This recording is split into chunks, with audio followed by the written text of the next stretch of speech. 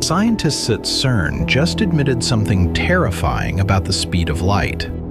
For 120 years, physics has been telling us a quiet lie about what the letter C actually represents. Right now, in this exact moment, photons are hitting your retina, but the universe is not tracking their movement through an empty void. A recent breakthrough in quantum gravity has revealed the truth. The speed of light is not a velocity. It never was. According to the deepest laws of quantum information and space-time geometry, what we call C is something far more disturbing. It is the absolute maximum speed at which reality can compute a single physical event. Not a speed limit for an object, but the physical hardware refresh rate of existence itself, quietly keeping the unrendered void from leaking in. And what the universe is replying to with every photon is not what you think. Albert Einstein spent his final decades uncovering its mathematics, but a modern breakthrough in quantum gravity just proved that if you could somehow cross this boundary, space and time wouldn't just slow down, they would completely freeze. Tonight, we are pulling back the digital curtain of the cosmos to see what lies behind the numbers. If you're new here, hit subscribe and get comfortable, because this one's worth every second.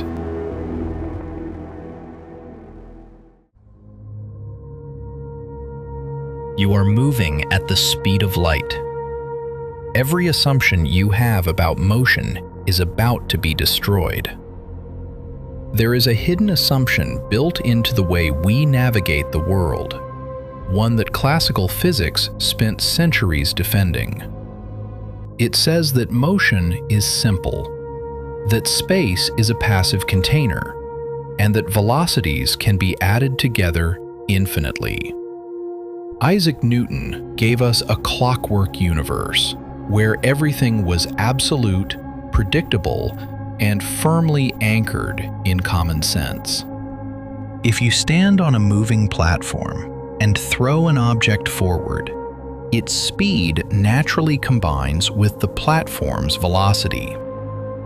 The universe editions are clean, intuitive, and unbroken. Until you try to apply that same common sense to light.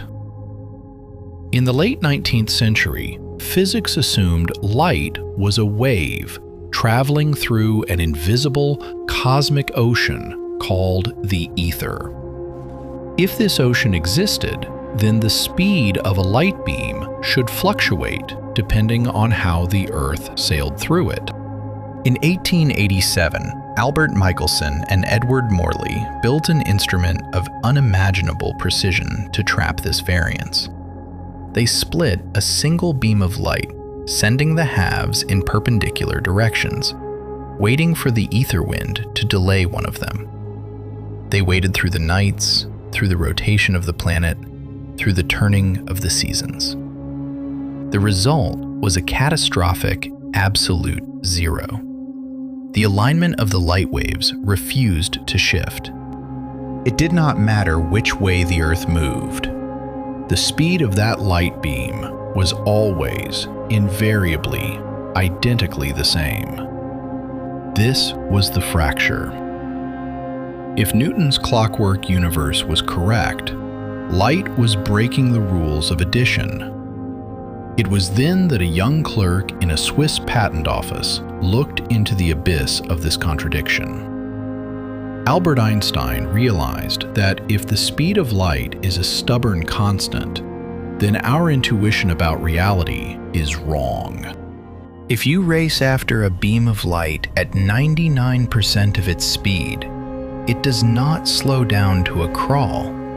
It still flees from you at the exact unyielding velocity of 300,000 kilometers per second. To protect this constant, Einstein discovered that the universe will choose to sacrifice everything else. As you push closer to C, your clocks must slow down relative to the resting world outside. Your physical dimensions must contract along the direction of your travel. Space and time are forced to warp, just to ensure that the number C remains perfectly, beautifully invariant for every observer. Think about the profound weight of that mechanism. Space and time will literally rewrite their own geometries, bending their metrics into knots, discarding absolute stability just to bow before a single number. Which forces us to ask the question behind the question. Why does the universe care so desperately about this value? Why is the cosmos willing to twist its own fabric to keep the speed of a photon locked? The shocking revelation of modern physics is that this limit has nothing to do with light itself. A photon is merely an inhabitant of reality. It travels at sea only because it carries no mass, no structural baggage, allowing it to fall through the universe at the maximum speed the cosmic architecture permits. The constant C is an intrinsic property of the vacuum. It is a structural wall built into the machine. When we watch light cross the void, we are not measuring the agility of a particle. We are witnessing the absolute rate at which information can be transferred from one point in existence to another. It is the speed of causality, the speed at which an event here can logically cause an effect there. And if you look even closer into the math, you discover the crack where space and time dissolve into pixels. To see this crack, we must look at how the universe organizes its events. Every cause must precede its effect. This is the iron law of causality.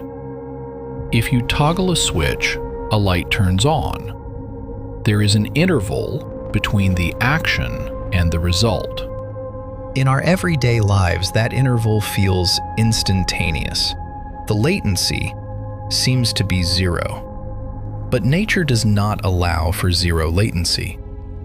Nothing happens everywhere at once. The moment you press the switch, information must crawl across the wire. It must negotiate its way through the atoms, transferring the instruction step by step. And the speed at which that instruction travels is bound by the constant c. If you could somehow communicate faster than this number, a catastrophic paradox occurs. You would receive the answer before you ever ask the question. You would see the glass shatter before the stone was thrown. The effect would detach itself from the cause, and the logical architecture of the cosmos would fracture into absolute nonsense. To prevent this structural collapse, the universe locks the gates. It implements a cosmic lag. This is why Einstein's equations link the speed of light with the structure of time itself.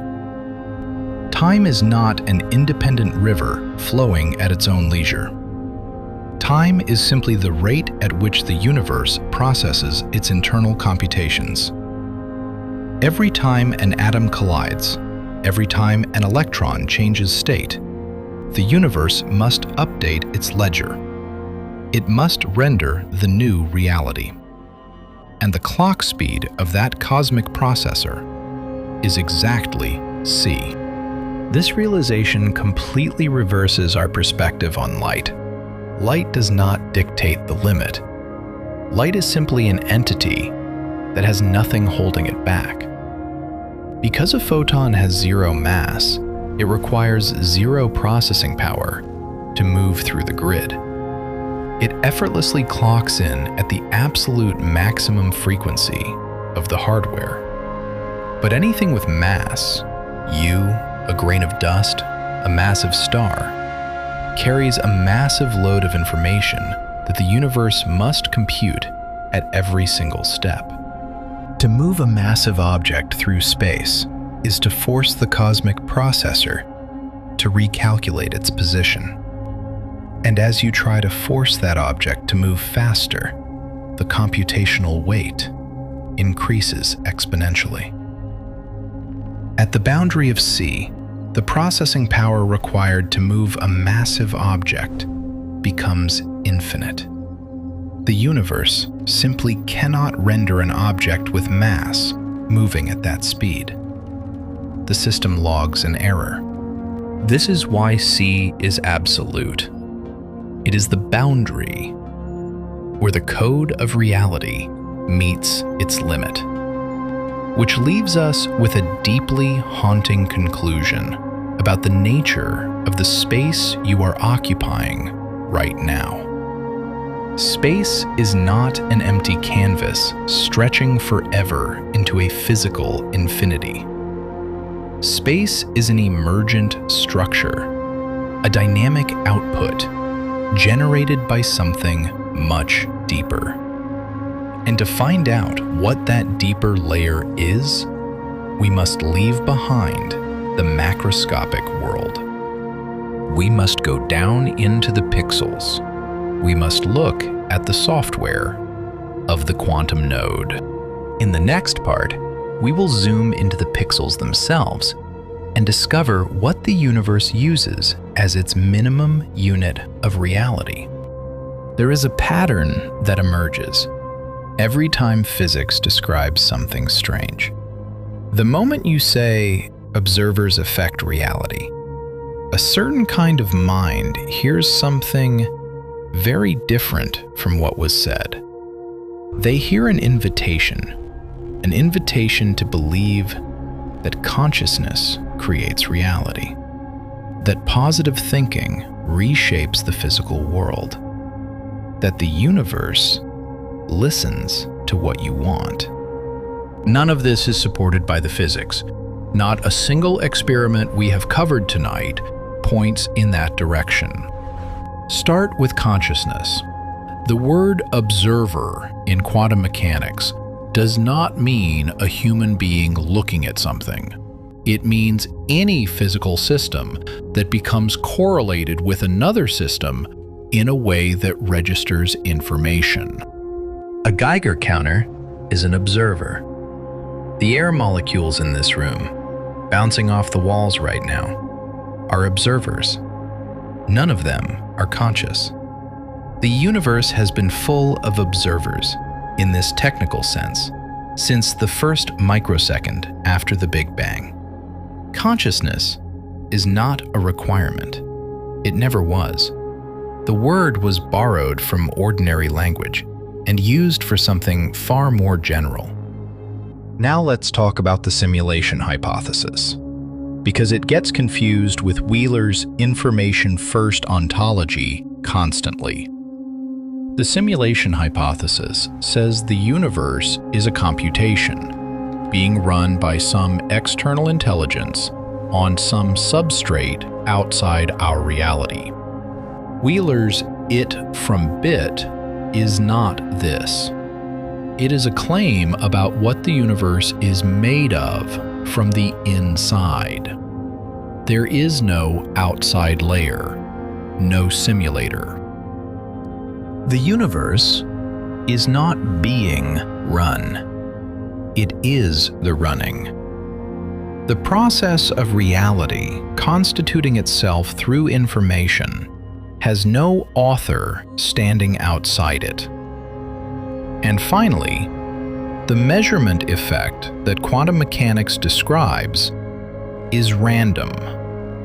The measurer controls only one thing: which question is asked, not what answer comes back.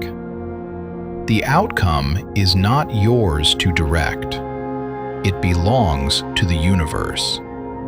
And the universe in this respect, is not taking requests. What the physics actually supports is something stranger and more precise than any self-help framework has ever dared to propose. Not that the universe responds to your wishes, but that the boundary between you and the universe is not where you think it is. That is radical enough. It does not need inflation. It does not need to be dressed as cosmic responsiveness to human intention. The real implication is vertiginous on its own terms. Let that clarity settle. The physics is radical enough on its own terms, without needing inflation or embellishment. Rest now in the precision of what the experiments actually say. You are now smaller than a Planck length. Reality itself is about to reveal its pixel structure. Imagine zooming into a photograph. At first, the image appears perfectly smooth. The gradients of gray flow seamlessly into shadows. But if you push past the limits of human vision, the illusion of the seamless image breaks completely apart. You find yourself staring at the individual pixels of the medium. Modern physics warns us that the space you are moving through suffers from the exact same terrifying limitation. We intuitively feel that space is a smooth, continuous fabric, that you can divide a meter into infinite fractions, that between any 2 points, there is always another point. But when quantum mechanics looks at the foundations, it says no. The universe does not possess an infinite resolution. At the absolute smallest scale of reality, existence becomes granular. There is a minimum threshold for distance. We call it the Planck length, 1.6 times 10 to the minus 35 meters. This number is the single pixel of the space-time arena. It is physically impossible for any event to occur in a space smaller than this boundary. If you try to measure a distance shorter than the Planck length, the energy required becomes so densely packed that it spawns a microscopic black hole. The universe literally swallows the measurement to protect its pixelation. Space refuses to be rendered any deeper, which means that when an object moves from point A to point B, it does not slide smoothly across a continuous canvas. It hops. It teleports from one quantum pixel to the next. Reality is a sequence of discrete computational frames. And this pixelation of space brings us directly back to the speed of light. Because if space is made of pixels, then time must be made of clock cycles. Just as a computer processor requires a single tick of its internal clock to update the position of a pixel on a screen, the universe requires a single fundamental interval of time to update the state of its quantum nodes. We call this the Planck time. 5.4 times 10 to the power of minus 44 seconds. It is the shortest meaningful duration in the grammar of existence. The universe does not possess a mechanism to measure anything faster. It is the absolute limit of the cosmic processor's frequency. And when you divide the smallest possible pixel of space by the smallest possible clock cycle of time, the resulting velocity is exactly c. The speed of light is simply 1 Planck length per Planck time. It is the definition of 1 pixel per 1 tick. But this forces a deeper question. If space has pixels and time has clock cycles, what is doing the computing? In the next part, we will look at the hardware itself. The universe around you is computing itself. You are watching it drop frames in real time. If reality is an ongoing computation, what happens when you push the system to its absolute limit? In the world of computer science, when a processor is overwhelmed, it begins to drop frames. The smooth rendering of the simulation stalls. The movement freezes, stuttering against the hardware constraint. The shocking truth is that Albert Einstein's theory of special relativity is a description of the exact same resource-saving algorithm. We call it time dilation. But let us strip away the textbook poetry and look at what is actually happening to the processing of the object. When you accelerate an object through space, you are forcing the cosmic processor to allocate more of its refresh rate to updating its spatial coordinates.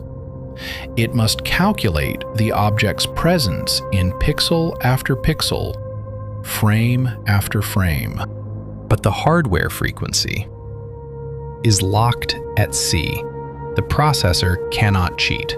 So to keep the spatial simulation running smoothly at high velocities, the universe is forced to make a compromise. It slows down the rate of internal change within that object. It drops the object's internal frame rate. To an outside observer, your clock ticks slower, your heart beats slower, the vibrations of your atoms ease into a deep, heavy crawl. This is not an optical illusion. It is a literal, physical conservation of computation. The universe cannot render both high spatial velocity and high internal change within the same system at the same time. The hardware resources are finite, and time dilation is only half of the rendering trick. The universe implements an even more radical optimization to save its processing power. We call it length contraction. As you approach the refresh rate limit, the space in front of you physically shrinks along the direction of your motion. Why? Think like a programmer. If the distance to your destination is shortened, the number of space pixels the universe has to compute decreases. By collapsing the geometry of space, the cosmos reduces the computational load required to render your journey. It literally trims the environment to stay within the limits of the hardware clock speed. Space and time are not independent stages. They are the dynamic, fluid parameters of a single underlying graphics engine. And at the absolute center of this engine, sitting quietly in the code, is the constant C. The speed of light is the master clock of causality. But this forces us into a deeply haunting realization about the early universe.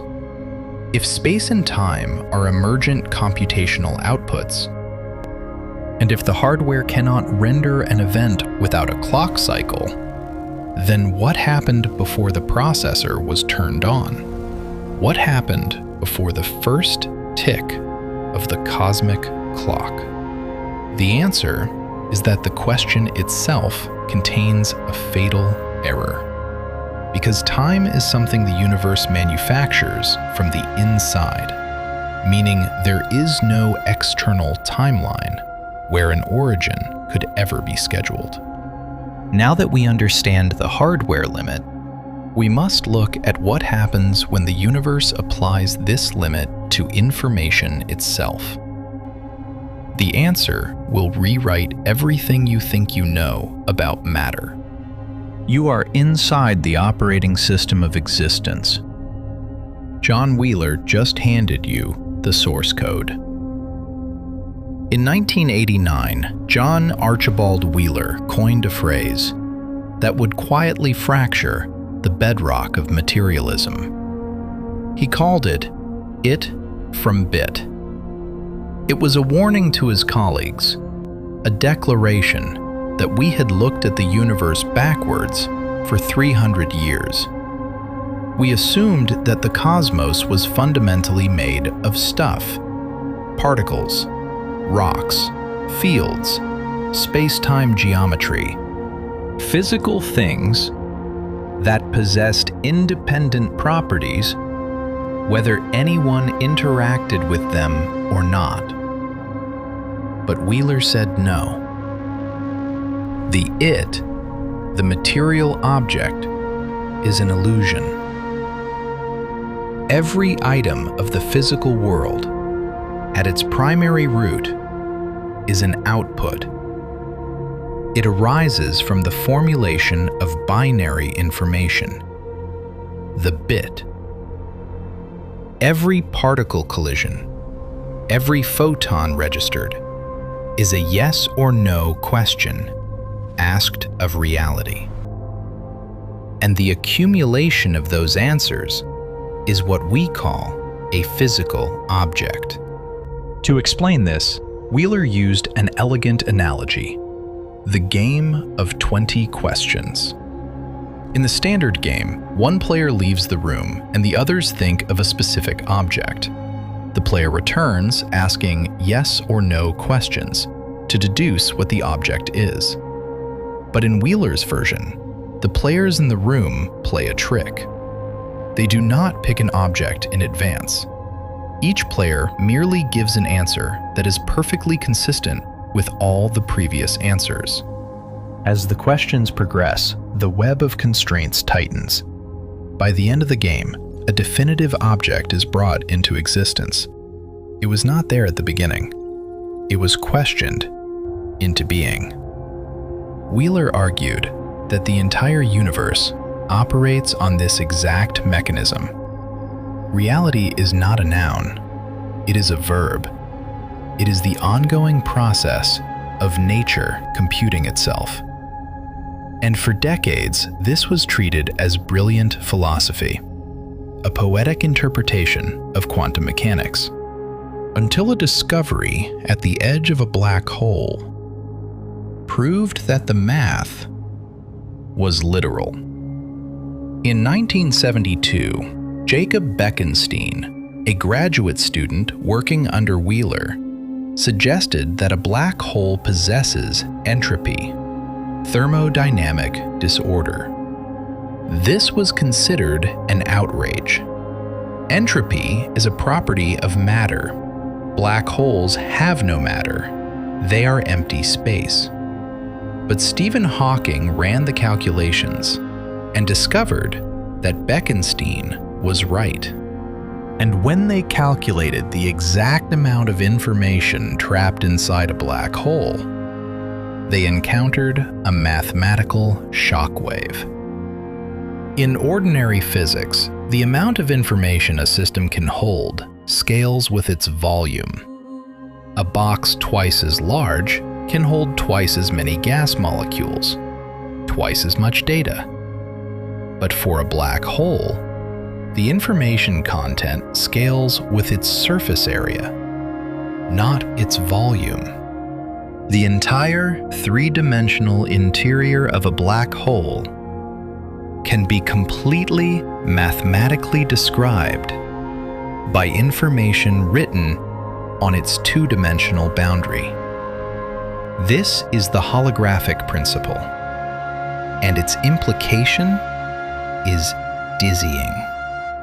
The three-dimensional world we perceive right now, the depth of this room, the space between your hands, might not be the fundamental reality. It might be a projection, a cosmic rendering generated from a flat horizon of information. In 1997, Juan Maldacena formalized this with a duality known as ADS/CFT. He showed that gravity, the curvature of spacetime, is not a primary element. It emerges. It is manufactured by quantum information processing on the boundary. Spacetime is not the background theater where reality happens. Spacetime is the user interface. It is the graphics output of the quantum node. Which brings us back to the question of why the speed of light is locked. A graphics card cannot render frames faster than its clock speed allows.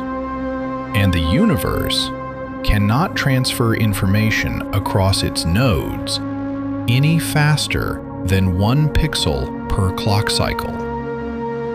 The constant c is not a physical velocity limit. It is the data transfer rate of the vacuum. A universe made of information cannot predate its own information processing. The information is the universe.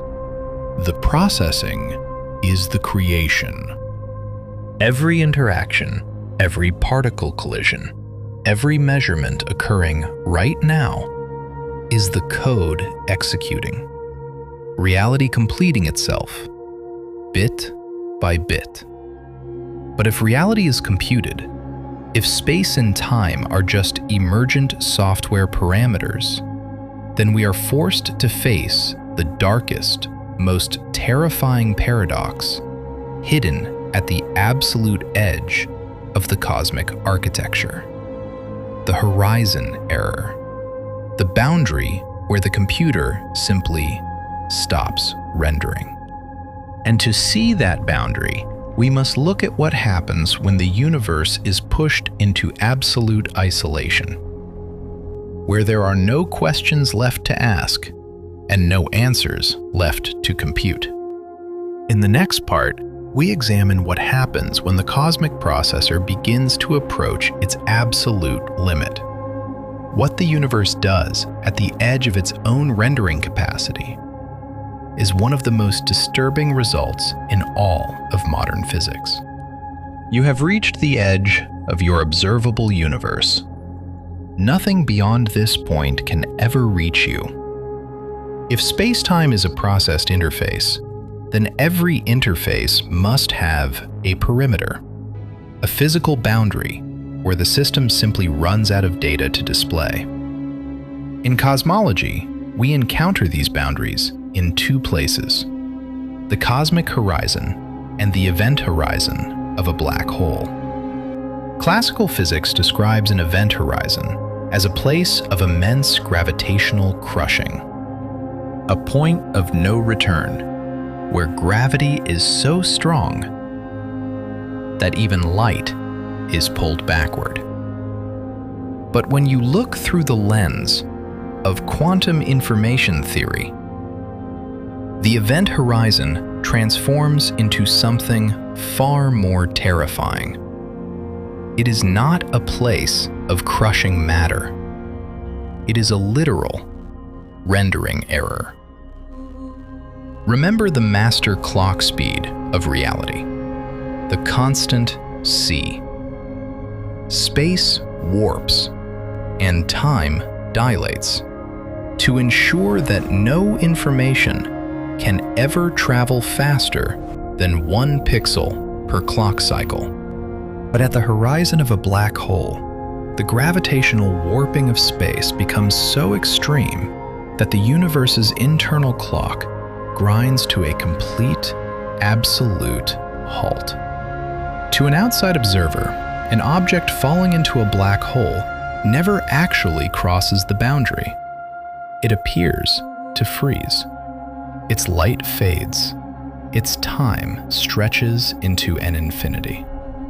The classical interpretation says this is just a perspective trick caused by the path of photons. But quantum information says it is literal. The cosmic processor has stopped updating the state of that object. Because at the event horizon, the computation rate required to render space drops to absolute zero. The code halts. The event horizon is the edge of the universe's rendered environment. Beyond it, there is no time, there is no space. There is simply an uncomputed, unrendered void, waiting for the processor to return. And this introduces a profound existential dread into the cosmos. Because if the universe can stop rendering reality at the edge of a black hole, what keeps it rendering the space you are occupying right now? The answer is interaction, measurement. As long as the particles in your body are colliding with the environment, exchanging quantum states, updating the cosmic ledger, the system is forced to execute your code. It keeps you real. But if a region of space becomes completely isolated, if all information exchange drops to zero, the universe simply deletes the geometry. It stops allocation. This is the true meaning of the cosmic silence. We look out into the night sky, wondering why we see no signs of vast interstellar civilizations. We call it the Fermi paradox. We invent elaborate stories about resource exhaustion or self-destruction. But the information first framework suggests a far more chilling solution. Those distant regions of space are empty because there is no one there to look at them. The universe does not waste its processing power rendering environments that no one is measuring. Until a telescope looks or a particle traverses the void, those coordinates exist only as uncomputed probabilities, as unrendered code. This brings us directly back to John Wheeler's participatory loop. If the universe requires measurement to achieve physical definiteness, and if measurement is what builds the space-time arena, then the cosmos is an architectural circuit that must turn itself on. It must generate internal observers to question its own past into reality. Which means that you, sitting in this room right now, listening to this cadence, are not a passive visitor looking at a pre-existing world. You are the hardware executing the program. Every photon hitting your eye, every interaction your body has with the floor is a tiny vote in the ongoing election that we call physical reality. You are the universe computing its own existence. And the speed of light is simply the processing limit of your own creation. As you ease into sleep, let the boundaries of space and time dissolve. Know that the stillness around you is not a vacuum, but a pause, a quiet, patient interval where the cosmic clock cycle waits for the next question to be asked. But the deepest question still waits. If the hardware can freeze, what was happening before the hardware was switched on? In the next part, we go to the very beginning. The universe has stopped processing. Every quantum event is frozen. You are the only observer left. If the universe is sustained by computation, then what happens when the processor runs out of fuel? What happens when the cosmic ledger reaches its final entry? In classical thermodynamics, we are taught about the heat death of the universe, a bleak, distant future where all stars burn out and all galaxies drift apart. A cosmos reduced to a uniform, lukewarm soup of stagnant particles. But when you look through the architecture of information physics, the end of the universe is not a thermal tragedy. It is a system freeze. Think about the mechanism of a clock cycle, the constant C. Time passes only because quantum states are constantly updating. Particles are colliding. Fields are fluctuating. Questions are being answered. But as the universe expands, the distance between particles grows larger. The frequency of interactions begins to drop. Trillions of years from now, the last black hole will evaporate into Hawking radiation. The last bits of binary data will be scattered across an infinite void. At that point, there will be no two particles close enough to collide, no fields close enough to interact. The number of yes or no questions computed by the cosmos will drop to absolute zero. And when information processing stops, the software of reality terminates. Space will lose its connectivity.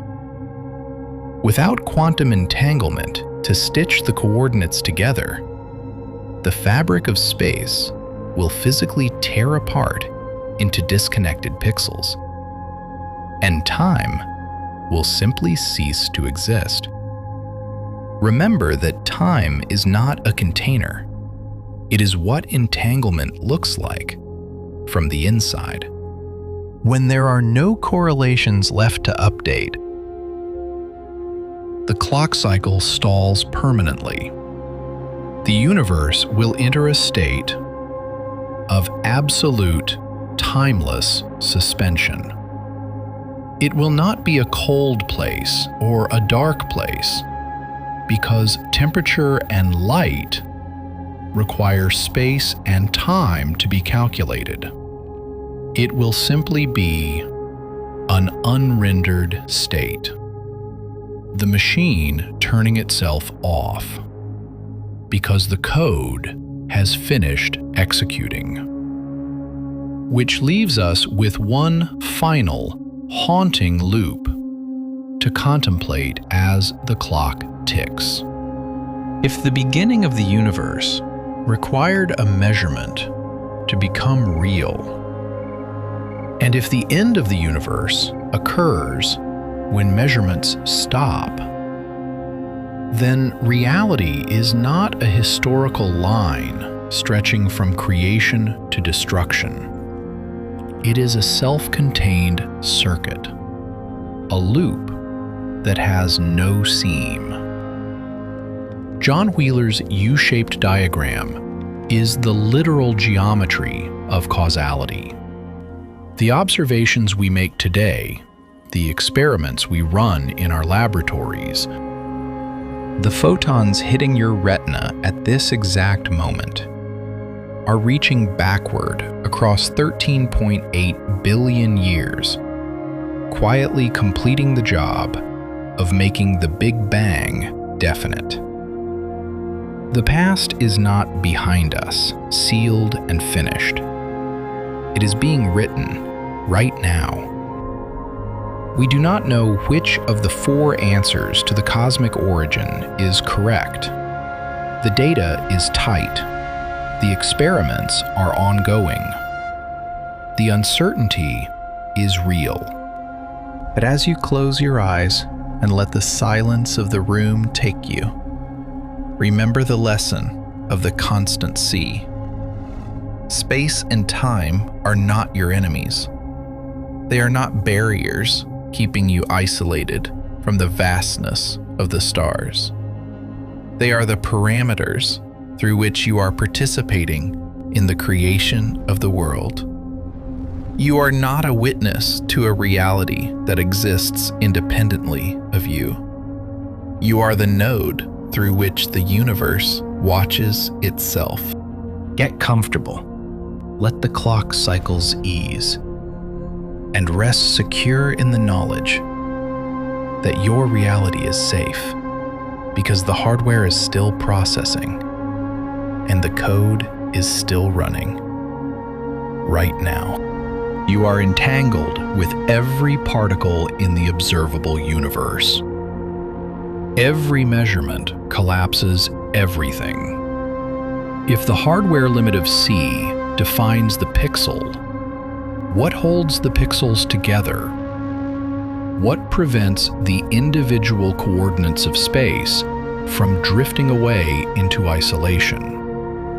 Classical intuition tells us that space is a given, an empty, pre-existing container, a blank canvas that would remain there even if you emptied it of all matter. But in 2010, a theoretical physicist named Mark van Ramsdonk published a paper that turned this ancient canvas inside out. He ran the mathematics within the ADS/CFT holographic framework and discovered something that defied all material common sense. Space is not held together by gravity. Space is held together by quantum entanglement. Think about the profound strangeness of that reality. Entanglement is the phenomenon where two particles share a single quantum state, regardless of the distance separating them, across the room or across the galaxy. Einstein called it spooky action at a distance, treating it as a flaw. But Van Ramsdonk showed it is the design. The reason two regions of space are nearby or connected is precisely because the quantum systems associated with those regions are highly entangled. The connectivity of the universe's geometry is an artifact of quantum correlations. Space is woven from quantum entanglement. To prove this, Van Ramsdonk calculated what happens when you mathematically reduce the entanglement between two sectors of the universe. As the quantum correlations fade, space does not just stretch, it tears. It splits into completely disconnected islands of space-time. There is no longer a path, no matter how fast you travel, that can bridge the gap between those two regions. Entanglement is the mortar. Space is the wall. Cut the information, and the environment literally collapses into nothingness. This insight became even more concrete in 2013, when Juan Maldacena and Leonard Susskind proposed a conjecture that shocked the foundations of geometry. They called it ER equals EPR. The notation references two separate papers published by Albert Einstein in the exact same year, 1935. The first, the ER paper, described what we call a wormhole, a bridge through space-time connecting two distant sectors of the cosmos. The second, the EPR paper, was Einstein's critique of quantum entanglement. For nearly 80 years, physics treated these two concepts as entirely unrelated topics. One was a feature of macrogravity, the other a quirk of microparticles. But Maldacena and Susskind's calculation showed they are the same thing. Every entangled pair of particles is not just statistically correlated, it is physically connected by a microscopic wormhole. The quantum correlation across space and the geometric tunnel through spacetime are two languages describing a single underlying reality. Space is not a container that particles sit inside of. Space is what entanglement looks like at scale.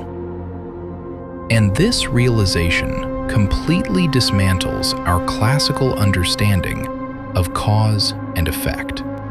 Because if space is generated by quantum information processing, then we are forced to look at the second parameter of the software. We must look at the emergence of time. If space is woven from correlations, then what is the ticking of a clock? The answer brings us back to the wound that quantum gravity is trying to heal. In the 1960s, two physicists named John Wheeler and Bryce DeWitt formulated an equation that attempted to apply quantum mechanics to the geometry of the entire universe. It was a masterpiece of mathematical architecture, but it contained a terrifying flaw. The time variable completely vanished from the math. According to the Wheeler-DeWitt equation, the total quantum state of the cosmos, viewed as a whole, does not change. It is static, timeless. If you could stand outside the universe, you would see a frozen reality. No history, no future. This is the problem of time in quantum gravity, and for decades it paralyzed the field. How do we experience change if the master equation says nothing happens? The resolution was proposed by Don Page and William Wooters. They realized that the universe appears static only from the outside. But nobody is on the outside. Everything is inside. And inside that static cosmos, subsystems are entangled. If you isolate a clock particle and entangle it with the rest of the universe, something beautiful occurs. From the perspective of an internal observer, the clock appears to tick. The environment appears to change. Not because time is flowing from a mystical past to a distant future, but because the internal correlations between the subsystems are advancing. Time is what quantum entanglement looks like from the inside. In 2014, a team led by Ekaterina Moreva ran an experiment to test this. They took two entangled photons. One played the role of the clock, the other the universe. When they measured the system from an external perspective, they saw absolute stillness. Time was not happening. The clock was frozen. Reality was static. But when they placed themselves inside the entanglement, using the clock photon as a reference, the other photon began to evolve. It changed its state. It moved. Time emerged, purely as an artifact of internal perspective. Which brings us to the ultimate vertiginous conclusion of the hardware argument. If space is generated by entanglement, and if time is generated by entanglement, then the universe does not occupy a container. It is the container. It manufactures its own scaffolding, its own clock cycles, and its own reality. from the inside out. There are two versions of you running parallel experiments. Only one will get a consistent answer. If reality is an internal perspective, whose perspective dictates the absolute truth? If space and time are manufactured from within, what happens when two observers disagree on the sequence of a physical event? In 1961, a Nobel laureate named Eugene Wigner proposed a thought experiment that exposed a structural fracture in the concept of objective reality. We call it the Wigner's friend scenario. Imagine a physicist, Wigner's friend, isolated inside a sealed, completely shielded laboratory. She conducts a simple quantum measurement on a single particle in a superposition. According to the mathematics of quantum theory, the particle must choose a state. The wave function collapses. The friend registers a definitive objective outcome. For her, inside the lab, the reality is fixed. It is a noun. But now, look at the laboratory from the outside. Look from the perspective of Wigner himself. Wigner stands in the hallway. He has not entered the room. He has received no data. Because the laboratory is perfectly sealed, no information has escaped its walls. To Wigner, according to the universal application of quantum mechanics, the entire inside of the lab, including the particle, the machine, and his friend, exists in a massive entangled superposition of all possible outcomes. From Wigner's perspective, his friend is simultaneously in the state of having seen outcome A and having seen outcome B. Both descriptions are mathematically valid within the framework of physics, but they are physically inconsistent.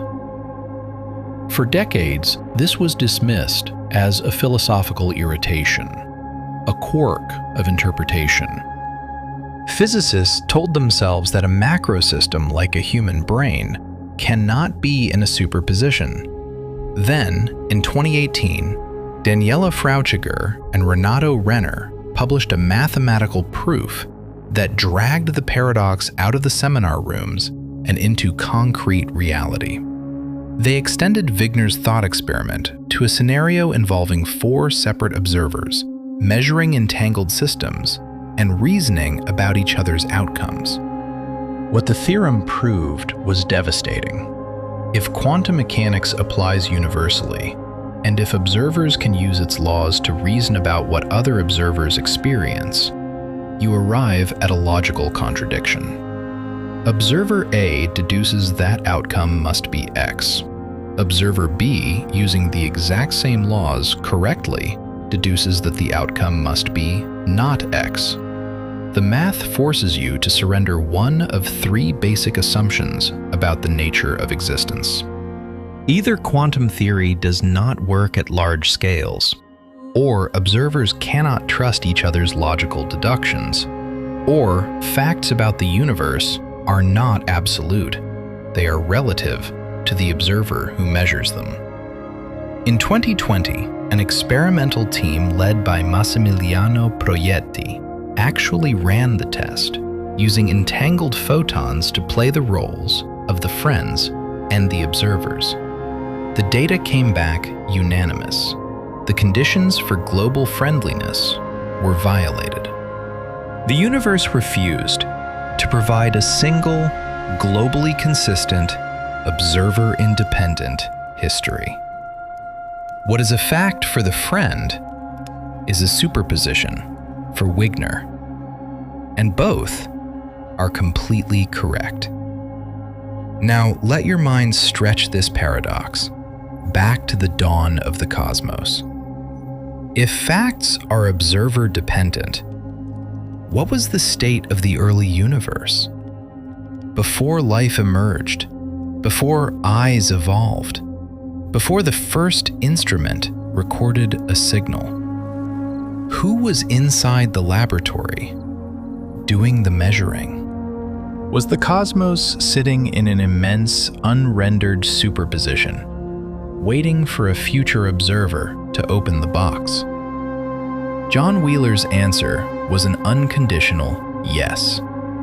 The universe did not need a conscious observer at the beginning. It built a chain of physical interactions across billions of years, each interaction acting as a local measurement, a tiny pixel of definiteness.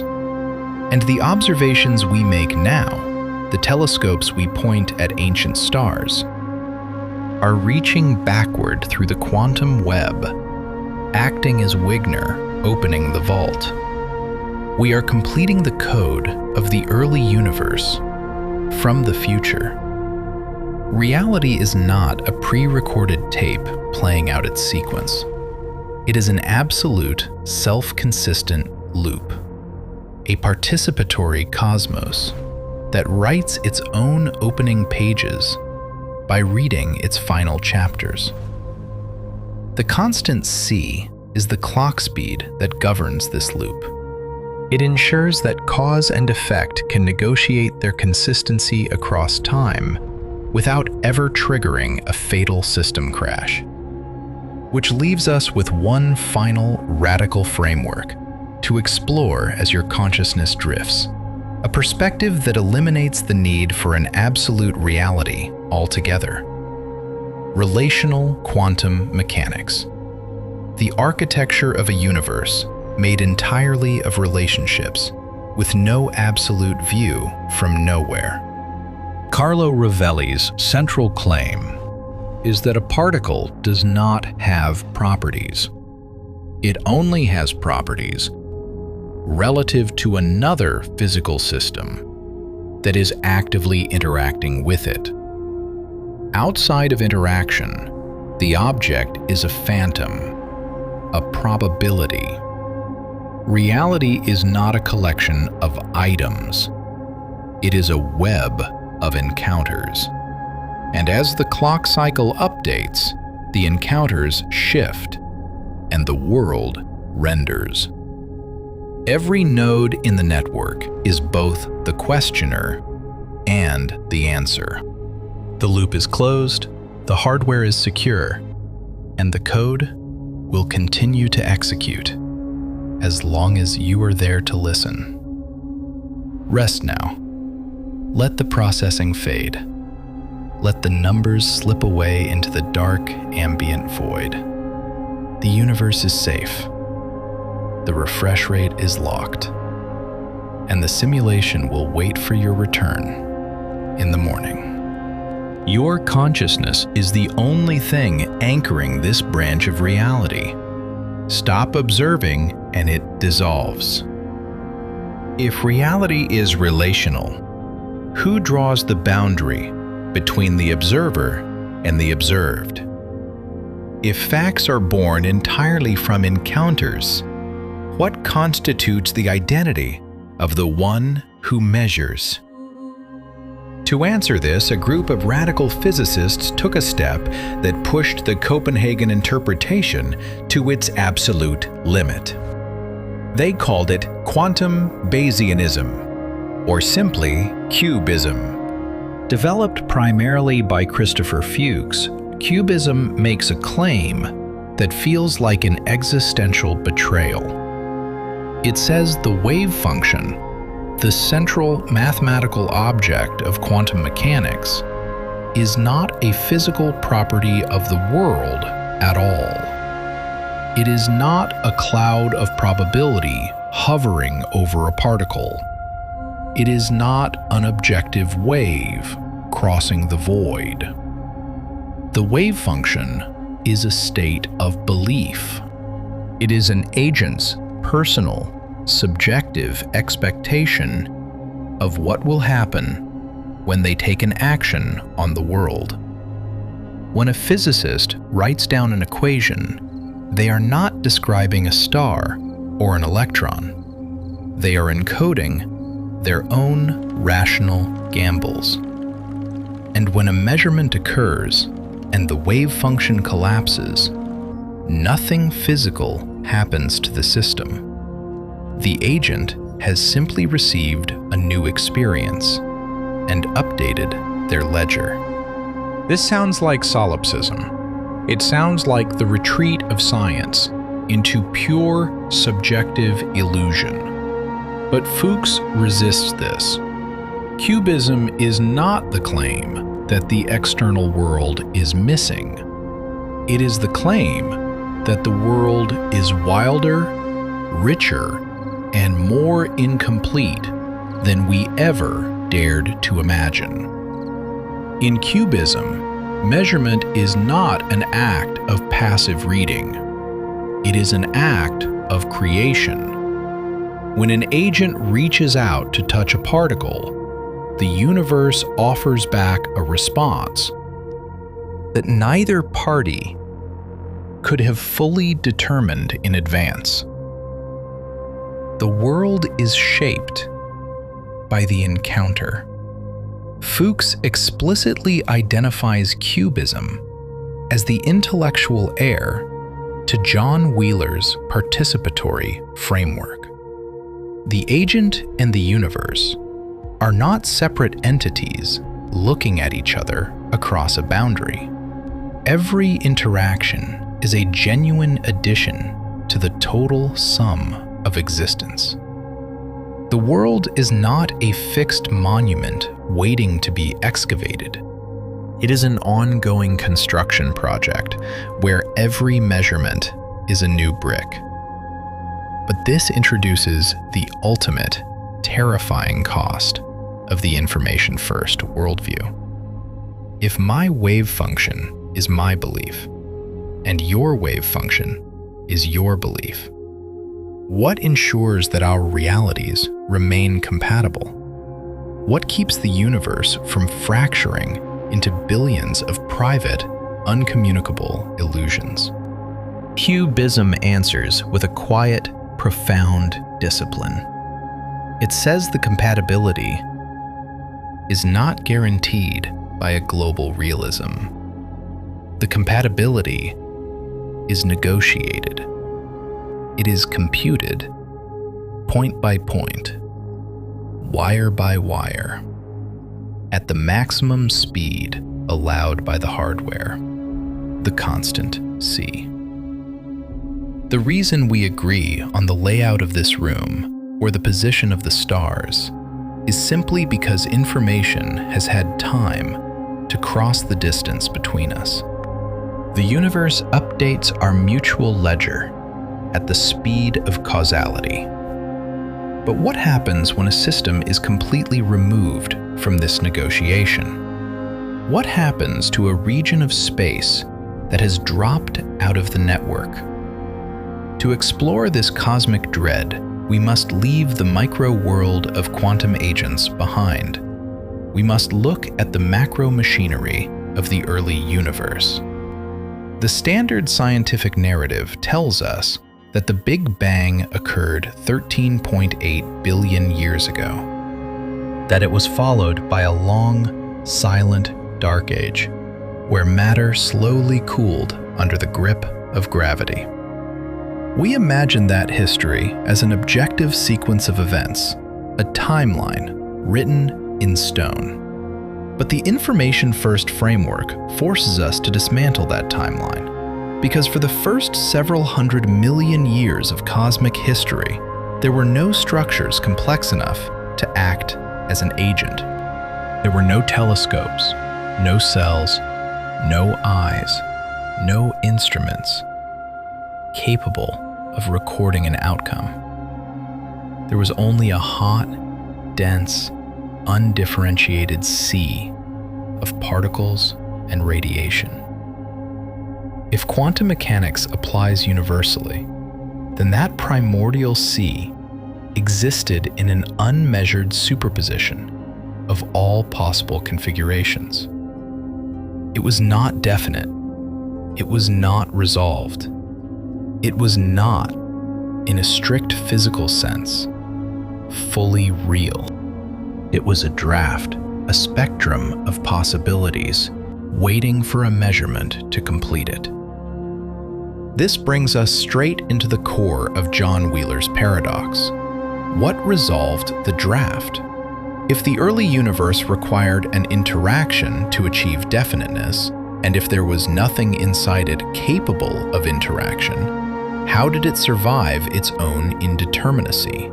How did it build the stage for us to eventually appear? There are physicists who attempt to rescue global realism by invoking the environment itself. They point to a mechanism called decoherence. They argue that we do not need human minds. Every time two primordial atoms collided, every time a photon bounced off an electron, the environment was performing the measurement. The environment was constantly copying information about itself into millions of redundant records. This is the basis of quantum Darwinism, developed by Wojciech Zurek. It argues that classical reality, the objective world of common sense, is a survivor. It is the specific subset of quantum properties that the environment has selected and amplified into consensus. According to quantum Darwinism, we all agree the stars are there, not because we created them by looking, but because the cosmic microwave background has been broadcasting an environmental record of their existence for 13 billion years. The universe was keeping records before there was anyone to read them. It is a comforting rescue package. It satisfies our visceral desire for a world that pre-exists us. But critics of decoherence point out a deep structural hole inside the machinery. Decoherence explains why quantum interference becomes undetectable. It explains why the superposition becomes invisible to our instruments. But it does not explain why one definite outcome occurs rather than another.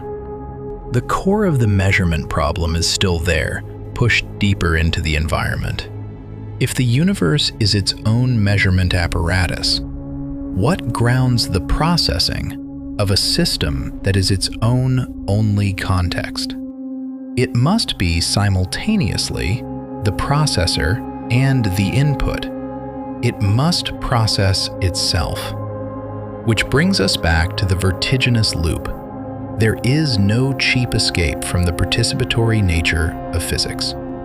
As you let your thoughts quiet, let the weight of the cosmic computation ease. The system is stable. The ledger is consistent.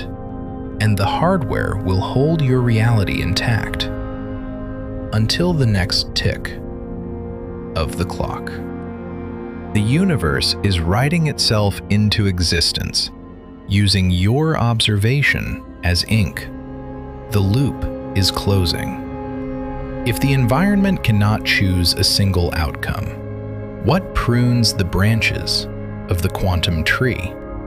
What prevents the universe from exploding into an infinite, uncoordinated chaos of contradictory facts?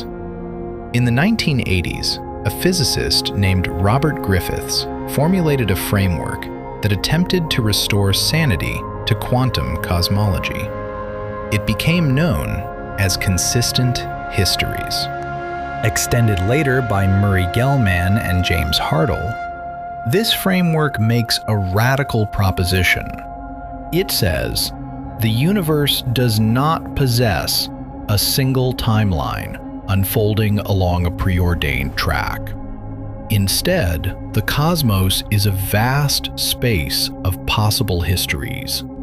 A history, in this definition, is a full sequence of events, spanning from the Big Bang to the ultimate end of time. Every configuration the particles could take, every path a star could carve, is a valid history in the space.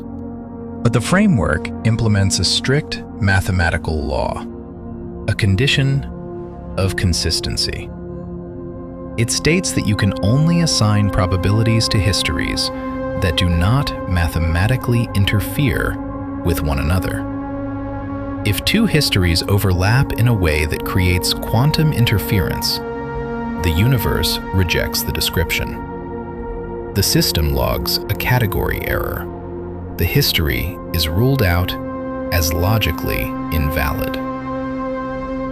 A consistent history is one that is completely mathematically coherent from start to finish. It holds itself together through its own internal logic. This realization completely transforms the riddle of the early universe. We no longer need an external observer standing outside the cosmos to collapse the wave function. We do not need a future consciousness reaching backward through time to make the Big Bang definite. The universe was always definite, because it was always the history that was consistent with its own structure. Think about the self-selection built into this architecture. We are asking this question tonight from within a cosmos that successfully produced questioners. The only histories that can be observed are the histories that contain an observer at the end of the line. This is not mysticism. It is a strict selection rule. The past was definite because histories that did not lead to this specific moment are not consistent with the data we are holding. They did not compile. The system discarded them as unrendered drafts. This idea connects to a beautiful old principle in physics, popular in the 1960s. It was called the bootstrap. Popularized by Jeffrey Chew, the bootstrap principle argued that nature is not made of fundamental building blocks. There is no foundational particle sitting at the absolute bottom, supporting everything else. Instead, every particle in existence is constituted entirely by its interactions with all the other particles. The entire system holds itself up through its own internal coherence. Like a stone archway, the arch stands not because something is pushing it from the outside, but because each individual stone is pressing correctly against its neighbors. Remove one block and the architecture fails. Keep them in alignment and the system is permanent. Scale this principle up to the entirety of existence. The universe is a self-consistent circuit, a system that grounds its own footing. It does not have a cause outside itself because there is no outside. It does not have a timeline before itself because time is an internal output generated by its own entanglement. Causation, as we intuitively understand it, is a feature that only works inside the simulation. A cause precedes its effect in time. That is the rule. But if time itself begins with the universe, asking for a cause of the universe is a structural error. It requires an external clock operating in a timeless void, which is not physics. It is nothing. The math dismantles the question not by retreating into mystery, but by showing that the edge of reality is not a wall. It is a loop. This brings us directly back to John Wheeler's most dangerous claim. The universe turns itself on. It is a self-excited circuit. The questioner, the question, and the universe being questioned are the exact same thing. seen from the inside.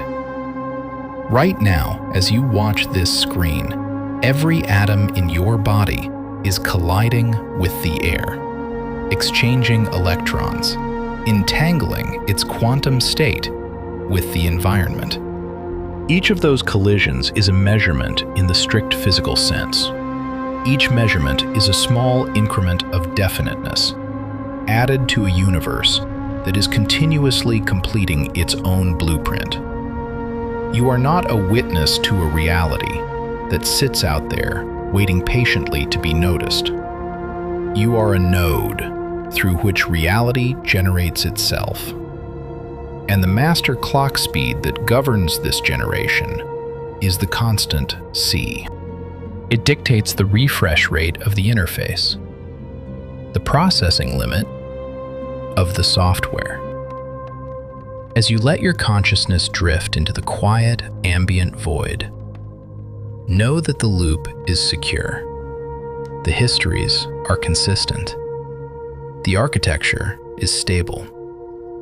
And the system will wait for your next question in the morning. 3 billion light years away, a quasar is encoding the proof. The data is arriving now. If the consistency of history is negotiated internally, how far back does the wire stretch? Does this computational loop only govern the small spaces of our laboratories? Or does it scale up to the absolute perimeter of the observable cosmos? To answer this, we must look at the most extreme engines the universe contains. We call them quasars, quasi-stellar radio sources. These are the hyperluminous centers of ancient galaxies, active billions of years ago. A single quasar can emit more light per second than an entire galaxy of 100 billion stars. Some are so distant that the starlight we receive from them tonight left its source when the universe was less than 1 billion years old. When you look at a quasar, you are executing a measurement on the ancient cosmos. John Wheeler realized that these objects could act as a colossal interstellar laboratory.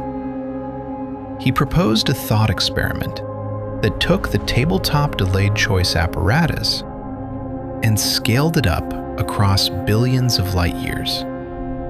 Imagine a distant quasar firing photons toward Earth 8 billion years ago. Midway through their journey, the photons encounter a massive obstacle, a giant galaxy sitting directly between the quasar and our telescopes. According to Einstein's general relativity, the gravity of this intermediate galaxy will act as a gravitational lens. It bends the path of the light. From our perspective on Earth, we see two identical images of the same quasar, flanking either side of the foreground galaxy, an Einstein ring. But think about this through the grammar of quantum mechanics. The intermediate galaxy has acted as the first beam splitter in a cosmic interferometer. A single photon emitted by that quasar 8 billion years ago does not choose a side. It enters a superposition of both paths simultaneously. It travels as a wave of probability, sailing down both corridors of spacetime for thousands of millennia, unresolved, undecided. And then the photons arrive at Earth tonight. We point our instruments at the incoming signal. We have a choice to make.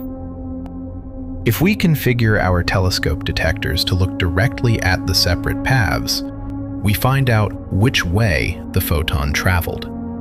We register particle behavior. The photon took one specific route around the galaxy and not the other. But what if we change the apparatus? What if we insert a second beam splitter, allowing the two paths to recombine and overlap on a single screen? The particle behavior vanishes. We register wave behavior, an interference pattern. The photon traveled down both routes around the galaxy, interfering with itself. Now, think like a classical historian. Sit with the chronology of that setup. The decision of how to configure the telescope was made by us tonight.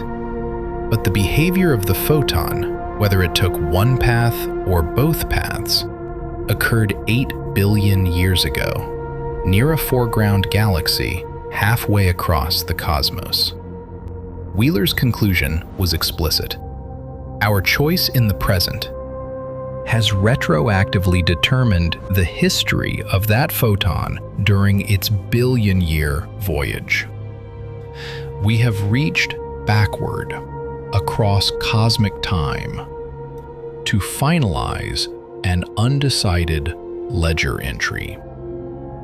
In 2017, an international team led by Anton Zeilinger actually performed a version of this experiment. They did not just use a lab computer to make the measurement choice. They wanted to close all loopholes. So they pointed separate telescopes at distant quasars located in opposite sectors of the sky, using the color of the ancient incoming photons to set the measurement settings for an entangled particle test on Earth. The result violated Bell's inequality. The universe continued to refuse to pre-commit its history independent of the question asked tonight. If the cosmic ledger is finalized after the fact, what prevents us from altering our own memories? If the present can rewrite the behavior of a photon in the past, why is causation so rigid when we try to change our yesterday? This is where we must look at the precision of the quantum erasure equations. As we saw in the laboratory quantum eraser, retrocausality is a structural illusion manufactured by the nature of entanglement. You cannot use the telescope experiment to send a practical message to an ancient civilization. The reason is that the interference pattern, the proof of the wave history, is completely invisible if you look at the raw data alone. It only emerges when you sort the photons according to the information held by the future observer, a process called coincidence counting. The universe does not write its past on an independent tape. It ties the past and the future together in a single, unbroken quantum state. The history is not erased. The history is encrypted. And the key to decrypt that history can only be computed in the present, at the maximum speed allowed by the hardware, the constant c. This insight forces a complete reversal of our perspective on the Big Bang. The Big Bang is not an explosion that happened once, concluded, and then left behind a passive universe that eventually spawned observers. The Big Bang, the cosmic evolution, the evolution of eyes, the experiments we run tonight, and the act of asking this question are all parts of a single, self-consistent loop. The beginning of the universe is not behind us, sealed and distant.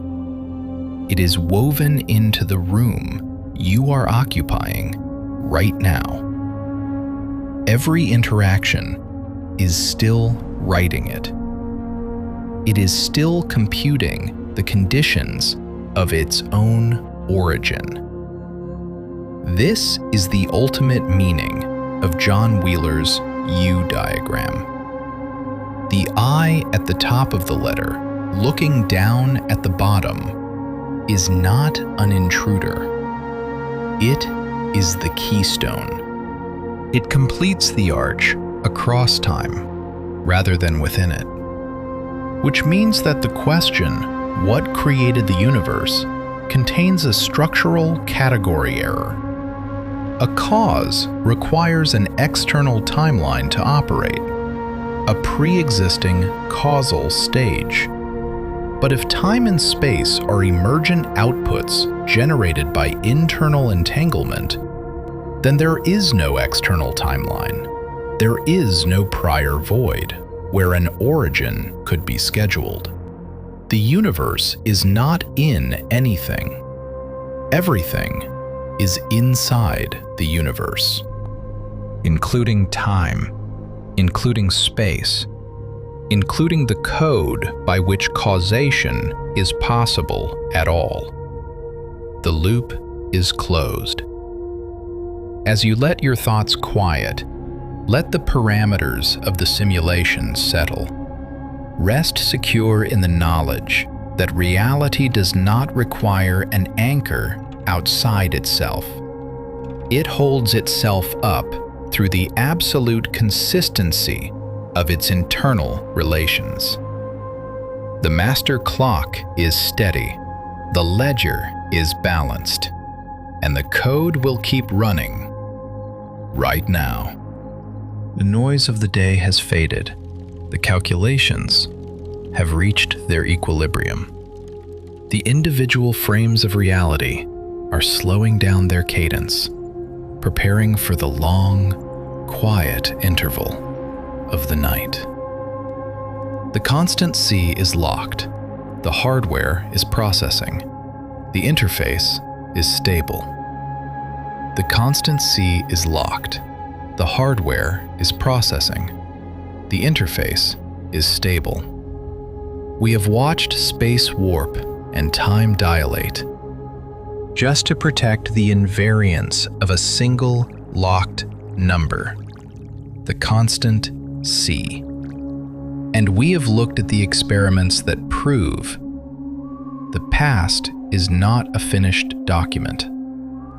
Sitting securely inside a cosmological vault, real physics, measurable, peer-reviewed, peerless math shows that the universe is a participatory engine, a self-completing loop that relies on every internal interaction to achieve physical reality. You are not an accidental visitor, standing on a prefabricated stage. You are the stage, processing itself. The node, executing the code. As you settle into sleep, let the need for answers fade completely away. The system does not require your active computation to stay secure. The environment is keeping the records. The quantum web is holding the geometry. The master clock cycles will continue to tick in perfect harmony without you needing to watch their alignment. The speed of light is locked. Causality is safe. Real reality is intact. Close your eyes. Let the cadence carry you into the unrendered void. There are no more questions to ask. There are no more answers to calculate. There is only the quiet, patient pause of a processor at rest, easing its frequency, saving its resources for the morning. Sleep now. Let the loop close. Let the simulation wait. The hardware is silent.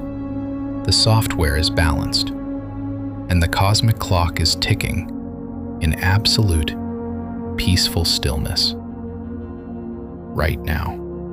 Sub-bass space drone, low-pass filter at 80 Hz, slow swelling white noise texture, infrequent, resonant analog synth pad chord changes every 45 seconds, deep echo. ghostly white noise soundscape mimicking cosmic microwave background relic radiation.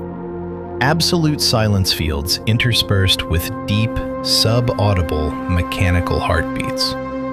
Fading high frequencies, soundscape transitions to pure, low-frequency atmospheric pressure. Complete audio fade-out down to -90 decibels over 2 minutes, leaving zero operational sound.